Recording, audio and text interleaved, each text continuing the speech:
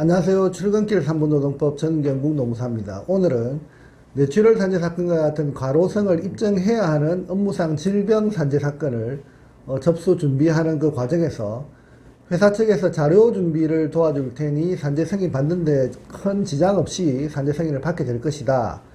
또는 회사가 산재로 인정하고 있으니 산재 승인은 쉽게 될 것이다 라고 말하는 회사 측의 말을 과연 신뢰할 수 있는지 지난 20년간 산재 사건을 진행한 경험을 바탕으로 몇 가지 문제 제기를 해 보려고 합니다. 첫째, 업무상 질병과 같은 추상적인 과로의 상태와 눈에 보이지 않는 스트레스의 상태를 구체적으로 입증하기 위해서는 회사의 협조가 반드시 필요합니다. 회사로부터 협조를 받아야 할 부분은 제자의 평소 업무 내용과 업무량, 그리고 업무의 난이도 또는 업무 수행 과정에서 느끼는 책임감의 정도, 더 나아가서 제자의 출퇴근 시간과 관련한 각종 데이터 자료 등 회사로부터 받아내야 할 다양한 자료들이 분명히 필요합니다.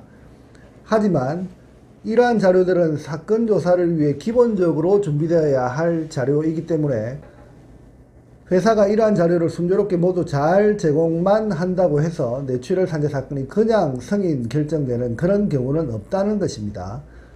그러면 산재 승인의 가능성을 극대화하는 것은 무엇인가? 그것은 바로 회사가 제공한 자료들을 어떻게 분석하고 정리해서 뇌출혈 산재 사건과 같은 업무상 질병 사건에 대하여 근로복지공단에서 판단하는 산재 인정 기준에 맞게 논리를 잘 구성하는가 하는 것이 무엇보다 중요합니다.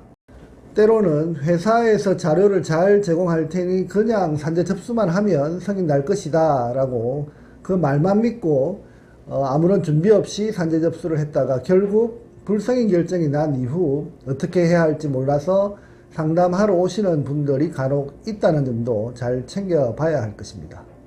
앞서 말씀드린 것처럼 회사가 제공한 자료를 그대로 그냥 근로복지공단에 제출해서는 안 됩니다. 이 말은 특별히 해당 자료를 임의로 가공하라는 것은 결코 아닙니다. 회사가 제공한 자료를 분석하고 정리하는 그 작업이 반드시 필요하다는 것입니다.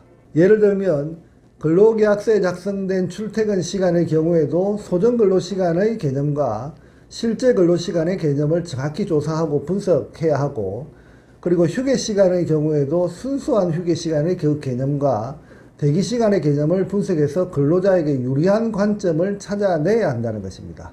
심야 근무가 있는 경우에도 산재 인정 기준에 의거해서 가중시간의 적용 여부를 판단해야 하고, 교대제 근무의 경우에도 실제로 운영되는 교대 근무의 개시 시점과 그리고 종료 시점, 그리고 업무 교대에 소요되는 시간 등에 대한 분석과 조사가 반드시 필요합니다. 이러한 사항 이외에도 회사에서 제공되는 모든 자료 내용을 근로자에게 유리한 관점에서 해석 가능한 사항이 있는지 문장 하나하나 그리고 사진 하나하나 데이터 하나하나까지 세밀하게 바라보고 분석해야 합니다.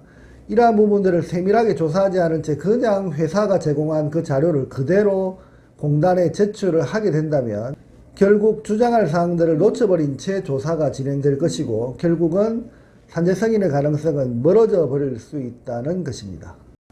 뇌출혈 산재 사건과 같은 업무상 질병 사건의 경우에는 신청 상병에 해당하는 병명과 업무 간 인과관계를 정확히 입증해야 합니다.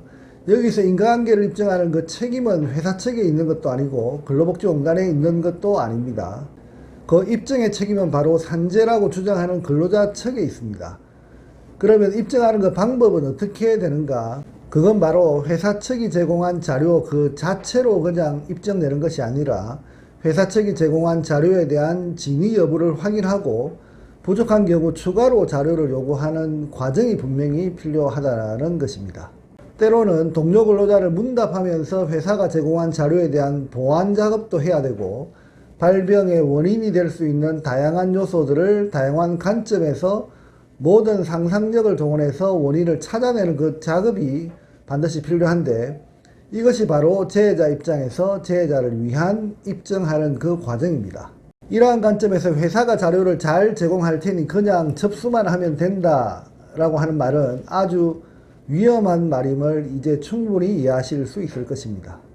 때로는 회사가 자료를 잘 제공하고 협조할 테니 굳이 노무사 선임을 할 필요가 없다고 회유하는 회사 측 관계자를 접하게 되는 경우도 있을 것입니다.